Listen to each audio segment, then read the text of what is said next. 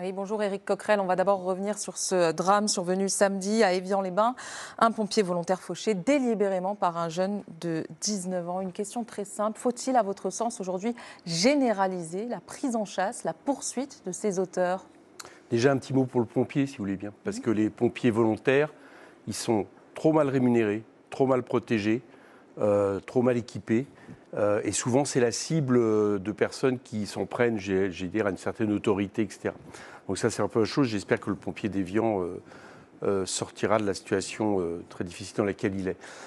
Il y a déjà des peines, vous le savez, qui ont été faites en 2018. La loi s'est aggravée. Hein. Il est possible d'avoir 1 an d'emprisonnement, le véhicule est Et on n'a pas le saisi. sentiment aujourd'hui que cela fonctionne. Voilà, le véhicule est saisi, etc. Donc il y a eu une aggravation et pourtant ça ne fonctionne pas. Donc, alors il y a 2 réponses. La première, bien évidemment, c'est d'appliquer la loi. C'est la première chose. Deuxièmement, c'est très certainement des questions aussi de prévention et d'éducation, de manière générale pour tout ce qui concerne le routier dès l'école. Vous remarquerez par exemple que là, il va y avoir bientôt, je le dis juste comme ça, je n'ai rien du tout contre le film, j'irai le voir sûrement, mais il va bientôt y avoir Mission Impossible qui va passer. Vous remarquerez les exploits que font Tom Cruise sur sa moto, très souvent sur une route, etc.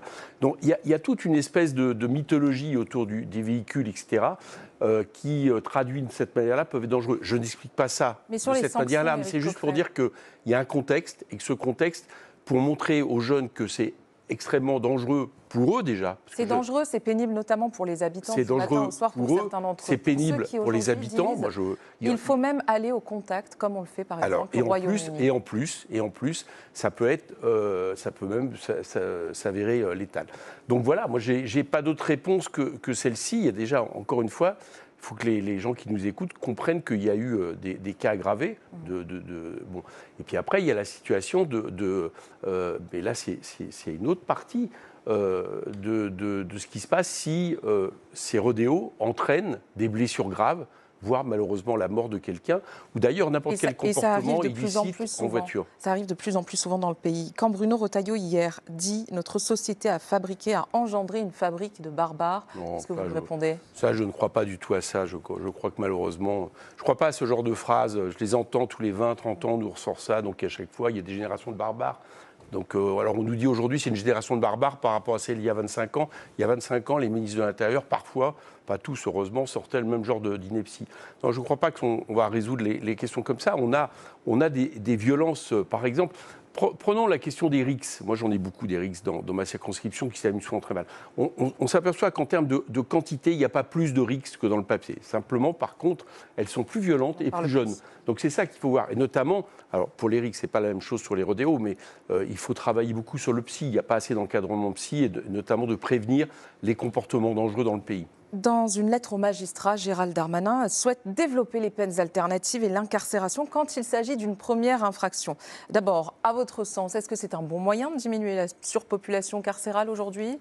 Oui, mais il faut aller plus loin. J'ai vu que Daniel Simoneau, qui est le contrôleur général de la privation des libertés, dit que il faut aller plus loin dans le modèle allemand. En gros, le modèle allemand, vous avez environ 75% des prisonniers qui travaillent, contre 28% dans le modèle français. Vous avez moins de gens en prison. C'est le seul à ne pas connaître de surpopulation carcérale aujourd'hui. Vous avez beaucoup moins de gens en prison.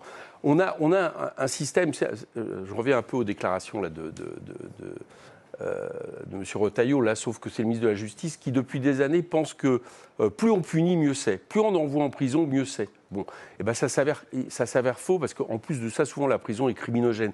Donc il faut admettre, de manière non démagogique, qu'à certains moments, il y a trop de monde en prison. Ce n'est pas le fait qu'il n'y ait pas assez de prison, c'est qu'il y a trop de monde en prison. On a des records en Europe, et pourtant, que je sache, on n'est pas mieux en termes justement de délits et de crimes. Donc, par exemple, la loi qui, il y a quelque temps, a fait en sorte qu'on abaisse à 1 an, de 2 ans à 1 an, la possibilité d'avoir des peines de substitution, n'est pas une bonne loi.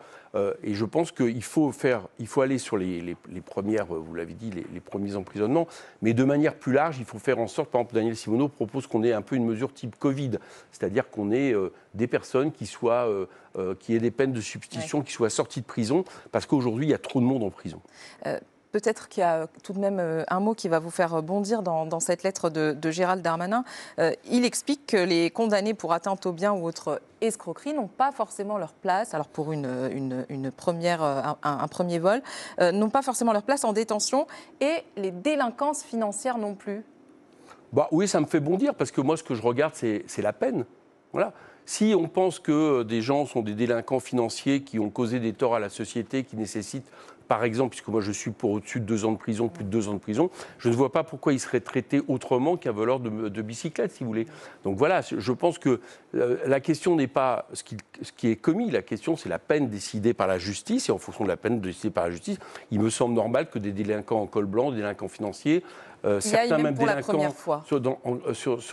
en politique passent par la case prison. Bien. Mais je ne suis pas non plus pour vis-à-vis d'eux pour dire l'inverse de ce que je pense en général. C'est-à-dire la prison n'est pas forcément non plus toujours la solution. C'est bien noté. Emmanuel Macron, vous n'avez pas pu y échapper, sera invité d'une émission exceptionnelle demain sur notre antenne. Il devrait annoncer une consultation des Français sur plusieurs sujets, temps d'écran, rythme scolaire. Une question très simple. Vous y participeriez dans tous les cas ou alors vous allez boycotter par principe avant même de voir, voir ce qu'il a à proposer? Oui.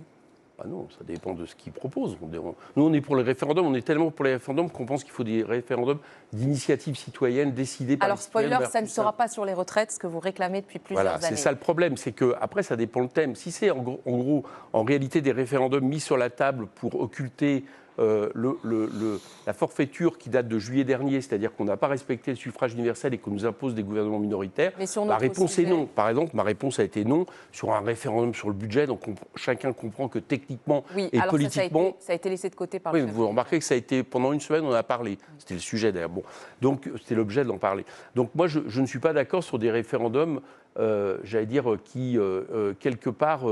en réalité, sont plus là pour occuper l'espace politique que pour véritablement interroger les Français. Sur les principes, oui. Sur des grands principes, oui. Sur la fin de vie, ça pourrait être un thème. Incontestablement. On est sur des thèmes qui ouvrent après la possibilité d'une loi. Les retraites seraient quand même le meilleur des thèmes, puisque le Parlement était contre, les syndicats étaient contre, au peuple de trancher. Mais je me méfie un peu de l'instrumentalisation politique du référendum. Maintenant, si M. Macron veut faire un référendum comme le général de Gaulle, en disant que s'il y a un non, il s'en va, chiche. Mais vous répondrez forcément non à une question posée par Emmanuel Macron? Non. D'accord. Non, c'est ce que je viens de dire. C'est une question. Une toute dernière question. Vous avez lu La Meute, le livre de nos confrères je l'ai parcouru, oui, je l'ai parcouru. C'est numéro 1 des ventes. Oui. Il faut dire qu'avec la promotion, sur Amazon, vous admettrez que pour une promotion politique, ils ont eu tout. Numéro 1 des ventes, mieux que le best-seller phénomène La femme de ménage. Vous vous rendez compte? Ah ouais, écoutez. Qu'est-ce que ça vous inspire, ce succès? Comme fiction, c'est un bon succès.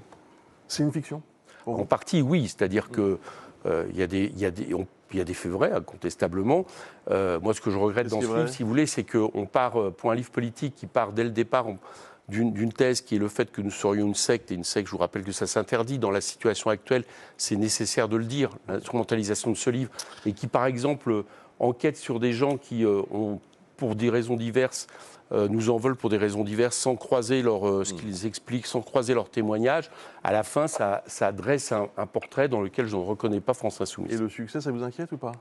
Je m'attendais. C'est impossible d'avoir une telle promotion, d'avoir 2 journaux qui soutiennent à ce point-là, qui en font l'événement. Donc voilà, je ne pense pas qu'il soit acheté. J'espère que les gens le liront avec discernement en écoutant les problématiques de méthode que je viens d'expliquer. Merci Éric Coquerel.